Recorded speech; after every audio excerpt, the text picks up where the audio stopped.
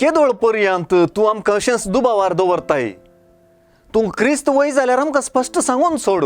म्हणून जू देवानी जेजूक सांगतानांत जू हांवचे सुवार्थेंत स्पश्ट जाता की ही उतरां सत मानतेल्यांची न्हय, बगार सत मानी नासल्यांची.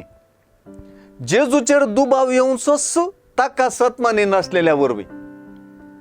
आपूण क्रिस्त म्हूण दाखोवच्याक जेजून जायतीं महत् कार्यां केल्यांत तरी जू देव ताका सत मानूंक तयार नात.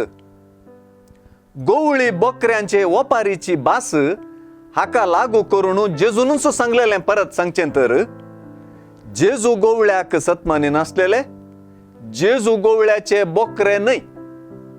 जेजूक सत मानचें म्हळ्यार आपल्या बापाचे नांवी जेजू करता ती महत् कार्यां पळयून जेजूचेर विश्वास दवरचो आनी ताका क्रिस्त म्हणून मानचें.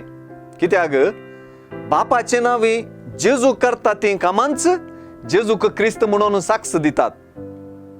जेजूच्या कामांचेर विश्वास दवरिनासतलो जेजूच्या हिंडा बायलो जाता. हो हिंड बापान पुता अधीन केल्लो.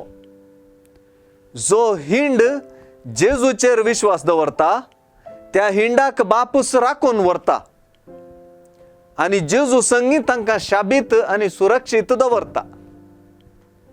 तुमी म्हजे बोकरे न्हय म्हणून जेजून सांगची उतरां जेजू संगी संबंधान रिगन आसलेल्यांक लागू जातात. जेजून तुमी म्हजे बोकरे न्हय म्हणच्यांत अविश्वासाची आनी म्हजे बोकरे म्हजो ताळो आयकतात म्हणच्यांत विश्वासाची विंचोवन व्यक्त जाल्या. विश्वासाचे विंचोवणेक सासणीक जिवीत इनाम जालां.